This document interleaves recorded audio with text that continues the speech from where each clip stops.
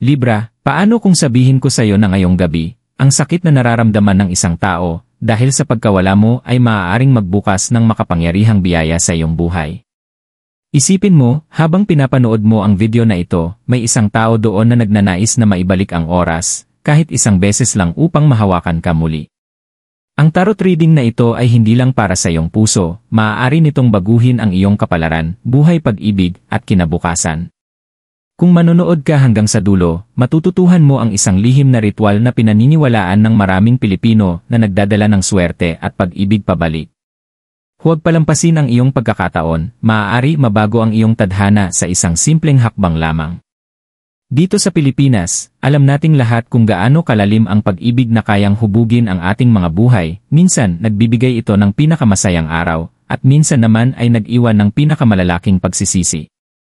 Naranasan mo na bang maramdaman na ikaw yung taong iniwan, Libra? Baka may isang tao dyan na patuloy pa ring nangangarap tungkol sa'yo, na hindi makakalimot dahil hindi pa tapos ang inyong kwento. Itong tarot reading ngayong gabi ay magbubunyag kung ano talaga ang nasa puso nila, ang sakit na tinatago, ang mga hiling na patuloy nilang binubulong sa dilim. Ngunit higit pa ito sa nakaraan. Kapag naunawaan mo kung ano ang humahadlang sa kanilang espiritu, matututuhan mo rin kung paano pakawalan ang sarili mo. Kasi ang paggaling ay hindi lang tungkol sa paglimot, ito ay tungkol sa pagbago ng sakit tungo sa mga biyaya. Manatili ka sa akin, dahil sa video na ito, ipapakita ko sa iyo ang isang espesyal na ritual ng mga Pilipino para sa pagbubukas ng pintuan ng bagong pag-ibig at di inaasahang swerte. Handa ka na bang tuklasin kung ano ang gustong iparating ng universo sa iyo? Libra at Tarot, bakit mahalaga ang reading na ito? Libra, kilala ka sa zodiac dahil sa iyong mahinahong puso at paghahanap ng balanse. Palagi mong gustong gawin ang tama, kahit minsan ay nasasaktan ka. Kaya kapag umalis ka, hindi ito dahil hindi ka nagmamalasakit. Minsan, dahil sobra kang nag-alaga, ngunit walang nakakita sa tahimik mong sakripisyo. Naiintindihan ng mga Pilipino ang ganitong uri ng pag-ibig, ang uri na pinipili ang kapayapaan, kahit mabigat pa ang puso. Siguro kaya sa ating kultura, iginagalang natin ang mga ritual at naghahanap ng mga sagot mula sa mundo ng mga espiritu. Naniniwala tayo na minsan, nagsasalita ang universo sa pamamagitan ng mga palatandaan, panaginip, at pati na rin sa mga tarot cards. Ang tarot ay isang makapangyarihang kasangkapan, lalo na kapag malalalim ang damdamin. Bawat card ay isang pintuan patungo sa mga nakatagong damdamin at hindi pa nasasabi na mga kwento. Kapag hinahalo ko ang deck para sa Libra ngayong gabi, hindi lang ito tungkol sa nakaraan, hinahanap ko ang katotohanan kung bakit ikaw ang inawala, at bakit may isa pang tao na patuloy na nararamdaman ang pagkawala. Ang reading na ito ay ang iyong pagkakataon upang makita ang mga bagay na hindi mo pa nakita noon. Habang inilalantad natin ang mga card, hayaang maging bukas ang iyong puso. Ang mga sagot na iyong matatanggap ay maaaring tuluyang magpalaya sa iyo o magpakita ng landas na hindi mo inaasahan. Ang pagbubunyag ng mga card, tuklasin ang sakit at ang katotohanan. Habang hinahalo ko ang mga tarot card sa tahimik na liwanag ng gabi, hinihiling ko sa universo na magpadala ng mensahe para sa bawat Libra na nanonood, lalo na sa mga nakakaramdam na hindi pa tapos ang kanilang kwento, parang isang kanta na walang katapusan. Ang mga card ay tila hindi mapakali, na parang alam nila na may isang makapangyarihang katotohanan na gustong lumabas. Ang unang card na lumabas ay ang Three of Swords. Kahit hindi mo pa alam ang tarot, mararamdaman mo ang mensahe nito. Isang puso na tinusok ng tatlong matatalim na espada, ulan ang bumabagsak sa likuran, kalungkutan na napakalalim na halos umalingaw-ngaw. Sa kulturang Pilipino, madalas nating itago ang sakit gamit ang ngiti, pero sinasabi ng card na ito, ngayong gabi, totoo ang sakit, at hindi lang ito sayo. May isang tao doon na tahimik na nagdurusa, muling dinaranas ang araw na umalis ka, na sana'y nagkaiba ang pagtatapos. Sumunod, lumitaw ang Moon card. Ang card na ito ay puno ng misteryo at mga nakatagong damdamin. Ang maputlang liwanag ng buwan ay sumisinag sa landas ng mga anino, kaya mahirap makita ang darating. Para sa maraming Pilipino, simbolo ang buwan ng pananabik at mga lihim. Baka ang iniwan mo ay binabagabag ng mga tanong, paano kung? Bakit ito nagtapos? Iniisip ba nila ako? Sinasabi ng buwan na mas malalim ang kanilang nararamdaman kaysa ipinapakita, at ang kanilang pagsisisi ay tahimik pero matindi. Sa huli, lumabas ang Six of Cups, isang card ng mga alaala at nostalhiya. Parang isang lumang litrato mula pagkabata o isang lumang liham ng pag-ibig na nakatago sa isang drawer. Hawak pa rin ng taong ito ang mga alaala na ginawa ninyo ng magkasama, Libra. Sa mga tahimik na sandali, habang sakay sa jeepney, nakikinig sa paboritong iye, o bago matulog, naaalala nila ang iyong tawa, iyong tinig, at ang paraan kung paano mo sila pinasaya noon. Pinapadala ng mga card na ito ang malinaw na mensahe, totoo, pangmatagalan, at malalim ang sakit ng pagkawala mo para sa isang tao sa iyong nakaraan. Ngunit may pag-asa rin dito, dahil sa pag-unawa sa sakit na ito, pareho kayong may pagkakataon na maghilom. Sa susunod na bahagi, ipapakita ko sa iyo kung paano gawing biyaya ang makapangyarihang damdaming ito, gamit ang isang simpleng ritual ng mga Pilipino para sa pagpapatawad at pagpapalaya. Ang pakiramdam ng kanilang sakit, ang matagal na pighati ng puso. Libra, maglaan tayo ng isang tahimik na sandali para tunay na maramdaman kung ano ang nangyayari sa puso ng taong nawalan sayo. Minsan, ang sakit ng paghihiwalay ay hindi sumisigaw, nagre-repeat ito ng palihim, sa mga tahimik na sandali sa pagitan ng bawat araw. Baka hindi mo napapansin, pero ang taong ito ay patuloy na bitbit ang mga alaala mo saan man sila magpunta. Sa madaling araw, habang nagbubrew ng kape, napapatingin sila sa bintana, iniisip ang mga simpleng sandali na pinagsaluhan nyo, tulad ng pagkain ng taho sa ulan o pagtawa sa mga nakakatawang biro, habang naiipit sa trapiko. Para sa kanila, ang mga maliliit na iyon ang lahat-lahat. Sa gabi, kapag tahimik na ang mundo, parang umaalinggaw ang pangalan mo sa kanilang isip. Pinagpapalipas nila ang mga lumang usapan, na sana ay nasabi pa nila ang higit pa, o nasabi ito ng iba ang paraan. Minsan, nag-scroll pa sila sa kanilang telepono, hinahanap ang mga lumang larawan mo o mga chat message, binabasa ulit ang bawat salita na parang panalangin. Kung naranasan mo nang biglang mabigatan ang dibdib ng walang dahilan, Libra, maaaring ito dahil may ibang puso na tumatawag sa puso mo mula sa malayo. Kilala ang mga Pilipino sa malalim na pagmamahal, at minsan ay pagmamahal na tahimik. Sanay tayo na itago ang ating sakit sa likod ng abalang araw at magalang na mga ngiti. Pero ang katotohanan, patuloy pa rin silang nakikinig sa mga kantang pag-ibig na nagpapaalala sa kanila sa iyo, mga kantang nagpapasakit sa kanilang mga mata sa hindi pa naipalalabas na luha.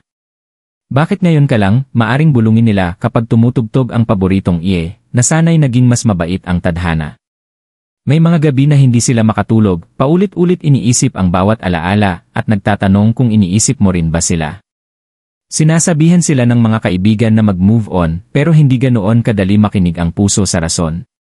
Sa bawat sulok ng kanilang buhay, may mga paalala tungkol sa iyo, isang lumang regalo sa estante, isang amoy sa hangin, isang pamilyar na kalye kung saan kayo naglakad ng magkasama. At baka, sa kaibuturan ng puso mo, nararamdaman mo rin ito. Iyon ang lihim na enerhiya na nag-ugnay sa dalawang tao, kahit pa nagpaalam na. Hindi laging tungkol sa pagsisisi ang sakit, ito ay tungkol sa pag-ibig na totoo, ngunit hindi nagtagal. Pero narito ang pag-asa, Libra, ang pagdama ng sakit na ito ay tanda na totoo ang pag-ibig. At ngayon, may pagkakataon kang parangalan ito, hindi sa pagbalik, kundi sa pagpapalaya sa inyong mga espiritu. Sa susunod na bahagi, gagabayan kita sa isang ritual ng mga Pilipino para sa pagpapatawad at pagpapalaya, para pareho kayong makapagsimula ng paggaling, tanggapin ang mga bagong biyaya, at hayaang gumalaw ang universo ng tahimik na himala sa inyong buhay. Ang iyong espiritual na ritual, pagpapalaya sa nakaraan, pagtanggap ng mga biyaya. Libra, minsan ang puso ay nangangailangan ng higit pa sa oras para gumaling. Sa kulturang Pilipino, naniniwala tayo na ang ilang ritual, mga simpleng gawain na may intensyon, ay makakatulong magpalaya ng sakit at magbukas ng pintuan para sa mga bagong biyaya. Ngayong gabi, ibabahagi ko ang isang espiritual na ritual na sinasabi ng marami na nakatulong sa kanila upang matagpuan ang kapayapaan, hindi lang para sa sarili, kundi para sa mga minahal at nawala nila. Mga kailangan mo. Isang pink na kandila para sa pag-ibig at paggaling. Isang dakot ng mga talulot ng sampagita para sa kadalisayan at pagpapatawad. Isang maliit na palanggana ng tubig para sumipsip ng mabigat na enerhiya. Panulat at papel. Hakbang isa, ihanda ang iyong lugar. Pumili ng tahimik na lugar kung saan hindi ka madidistract. Umupo ng komportable at ilagay ang pink na kandila sa harap mo. Ikalat ang mga talulot ng sampagita sa paligid ng kandila at ilagay ang palanggana ng tubig sa tabi nito. Sindihan ang kandila ng marahan, iniisip ang apoy nito bilang liwanag ng paggaling na pumapasok sa iyong buhay. Hakbang 2, isulat ang iyong nararamdaman. Maglaan ng sandali para isulat lahat ng dala mo pa sa puso, mga pagsisisi, paghingi ng tawad, mga salitang hindi nasabi, o kahit mga tanong na hindi mo na itanong. Isulat mo ng tapat na para bang ikaw ay nagsasagawa ng huling pag-uusap sa taong nawala. Hakbang 3, sabihin ang iyong paumanhin panalangin. Ilagay ang kaliwang kamay sa iyong puso at basahin ng malakas ang iyong isinulat, dahan-dahan, mahinahon, kasama ang lahat ng tunay mong nararamdaman. Sa Tagalog o Ingles, sabihin, patawad sa lahat ng sakit. Salamat sa lahat ng pagmamahal. Ngayon, pinalalaya ko na ang ating mga puso para maghilom at sumaya muli. Forgive me for all the pain. Thank you for all the love. Now, set our hearts free so they may heal and find joy again. Hakbang 4, bitawan ng pisikal. Tiklupin ang iyong sulat at isawsaw ito ng mabilis sa palanggana ng tubig. Panoorin ang tinta na humina o kumupas na sumisimbolo sa pagkatunaw ng sakit. Habang ginagawa mo ito, isipin na ang inyong mga kaluluwa ay pinalalaya mula sa mga lumang tali. Hakbang 5, tapusin sa isang affirmation. Hawiin ang kandila sabay sabing, I am ready for new love, new blessings, and true peace. What's meant for me will find me. Huling hakbang. Ikalat ang mga talulot ng sampagita sa labas ng iyong bintana o sa iyong hardin bilang banayad na alay sa universo. Magtiwala na iginagalang mo na ang nakaraan at nilikha mo na ang puwang para sa mga himalang darating. Mga affirmation para sa paggaling at pangangalaga sa sarili, alagaan ang iyong pusong Libra. Libra, ngayong natapos mo na ang ritual ng pagpapalaya, panahon na para punan ang mga bakanting bahagi ng iyong puso ng bagong liwanag. Ang paggaling ay hindi isang sandali lang, ito ay isang paglalakbay, isang serye ng mga banayad na hakbang na ginagawa mo araw-araw kahit walang nakakakita. Habang sumusulong ka, tandaan, karapat-dapat ka sa pag-ibig, pagpapatawad, at lahat ng biyayang kaya ng universo ibigay. Magsimula tayo sa mga affirmation, maikli, makapangyarihang mga parirala na maaari mong ulitin tuwing umaga at gabi. Ang mga simpleng salitang ito ay may kapangyarihang baguhin ang iyong enerhiya, akitin ang mabubuting bagay, at patibayin ang iyong espiritu. Pinapatawad ko ang aking sarili, at pinapatawad ko rin ang mga nakasakit sa akin. Araw-araw, ang aking puso ay lalo pang tumitibay, nagiging matapang, at gumagaan. Buksa ko sa bagong pag-ibig, bagong saya, at mga bagong oportunidad. Pinakakawalan ko ang mga bagay na hindi na nakakatulong sa akin, at tinatanggap ko ang kapayapaan. Subukan mong sabihin ang mga affirmation na ito habang tumitingin sa salamin o habang hawak ang isang bulaklak ng sampagita malapit sa iyong dibdib. Damhin ang katotohanan sa bawat salita habang binibigkas mo ito. Ayos lang kung hindi mo agad maramdaman ang ganap na paggaling, ang tunay na paggaling ay dumarating ng paunti-unti, minsan tahimik, minsan biglaan. Ang pangangalaga sa sarili para sa isang Libra ay tungkol sa paghahanap ng balanse at kagandahan sa iyong pang-araw-araw na buhay. Magsimula sa maliliit na bagay na nagpapasaya sa iyo, pagdidilig ng mga halaman, pagtugtog ng paborito mong musika, o simpleng pag-enjoy ng isang tasa ng salabat, saan ang luya, sa pagsikat ng araw. Kumonekta sa kalikasan kung kailan mo kaya. Maglakad ng walang sapin sa damuhan, hayaang mainitan ng araw ang iyong mukha, o huminga ng sariwang hangin pagkatapos ng ulan. Huwag matakot humingi ng ginhawa mula sa mga mahal mo sa buhay. Kilala ang mga Pilipino sa matibay na ugnayan ng pamilya at matapat na pagkakaibigan. Lumapit sa isang pinagkakatiwalaang kaibigan, ibahagi ang iyong nararamdaman at hayaang suportahan ka. Minsan, ang pagiging naririnig lang ay sapat na para lumiwanag ang iyong puso. Higit sa lahat, magtiwala na ang iyong paglalakbay ay nagaganap ng ayon sa nararapat. May paraan ng universo upang dalhin ang mga bagay na para sa iyo sa tamang oras at sa tamang paraan. Panatilihing malambot ang iyong puso at bukas ang iyong espiritu. Ang sakit na minsang naramdaman mo ay hindi ang iyong wakas, ito ang simula ng isang bagong kabanata na mas masaya at puno ng pag-asa.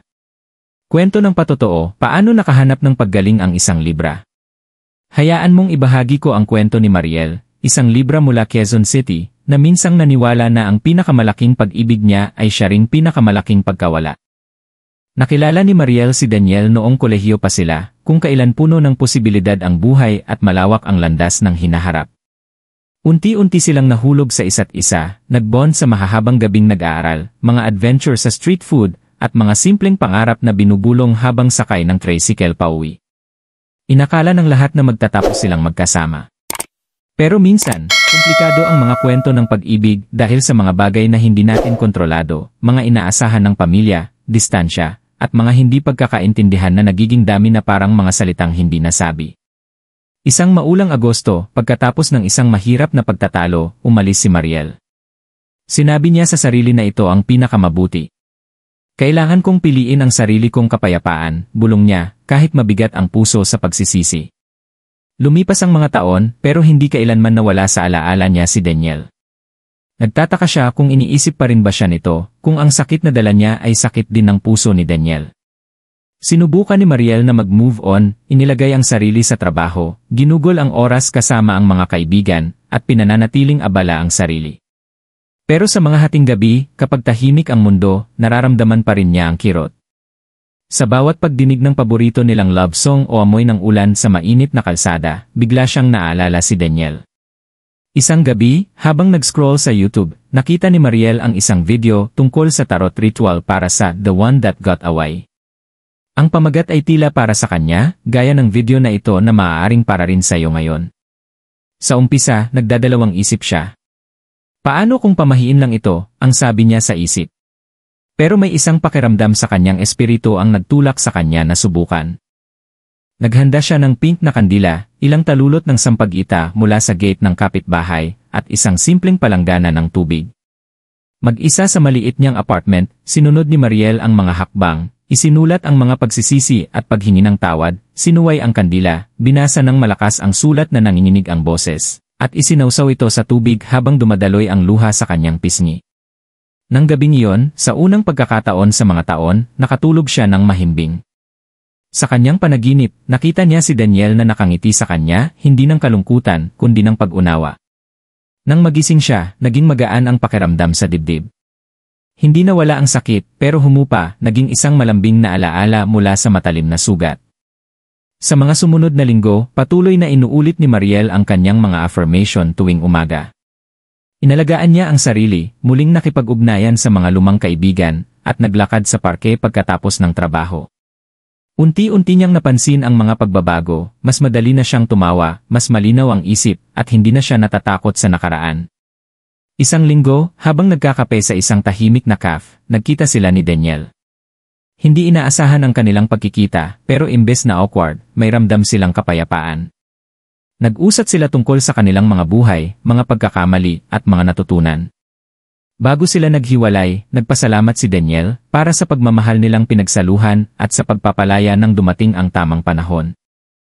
Nalaman ni Mariel noon na ang pagpapatawad ang nagpalaya sa kanilang dalawa. Hindi tinanggal ng ritual ang nakaraan ng magic, pero binuksan nito ang isang bagong pintuan. Naramdaman niyang handa na siya sa hinaharap, handang tanggapin ang bagong pag-ibig, bagong biyaya, at lahat ng sorpresa na dala ng buhay. Kung naririnig mo ang kwentong ito at nakikita ang sarili mo sa paglalakbay ni Mariel, alamin mo na posible ang paggaling. Valid ang sakit mo, pero ganoon din ang pag-asa mo. May paraan ng universo para magdala ng katapusan, ginhawa, at hindi inaasahang kaligayahan, kung bubuksan mo ang puso mo at gagawin ang unang banayad na hakbang. Libra, kung nanatili ka hanggang dito sa akin, ibig sabihin ay handa na talaga ang puso mo para sa bagong simula. Nakinig ka sa karunungan ng tarot, hinarap ang sakit na minsang pumigil sa'yo, at binuksan ang sarili sa paggaling sa pamamagitan ng ritual ng pagpapatawad at pagmamahal sa sarili. Ito ay tanda na malalim ang iyong lakas at tapang, huwag mo itong kalimutan kailanman. Tandaan, ang iyong paglalakbay ay hindi nagtatapos sa isang ritual o isang reading lang. Ang tunay na paggaling ay isang proseso, isang banayad na pagbubukas, at bawat maliit na hakbang na gagawin mo ay mahalaga. Kapag muling bumabalik ang mga lumang alaala o sinusubukang bumalik ang pagsisisi, alamin mong may mga kasangkapan ka na ngayon upang harapin ito ng may kabaitan. Ulitin ang iyong mga affirmation, sindihan ang kandila, at hayaang magpahinga ang iyong espiritu sa kaalamang palaging ginagabayan ka ng universo patungo sa pinakamainam para sa iyong kaluluwa. Kung ang kwento ni Mariel ay tumimo sa puso mo, o nakita mo ang sarili mo sa kanyang karanasan, tanggapin mo ito bilang iyong palatandaan. May paraan ng universo para dalhin ang mga tao, aral, at biyaya sa ating mga buhay sa tamang panahon. Hindi mo kailangang magmadali. Ang para sa iyo ay palaging lalapit, minsan sa mga paraang hindi mo inaasahan. Kaya, Libra, habang sumusulong ka, dalhin mo ang mensaheng ito sa puso mo. Karapat-dapat ka sa pag-ibig, kaligayahan, at mga bagong simula. Ang kwento mo ay hindi hinuhubog ng sakit mo, kundi ng iyong kapangyarihan na bumangon, gumaling, at lumiwanag ng mas maliwanag pa. Kung nakatulong sa iyo ang video na ito, mag-comment sa ibaba tungkol sa iyong karanasan o ibahagi ang iyong sariling kwento. Maaaring makatulong ang mga salita mo sa iba sa kanilang paglalakbay. I-like ang video na ito, mag-subscribe, at sumali sa aming komunidad para sa mas marami pang tarot insights at mga ritual ng paggaling at kasaganaan ng mga Pilipino. Darating na ang iyong breakthrough, panatilihing bukas ang puso at matapang ang espiritu.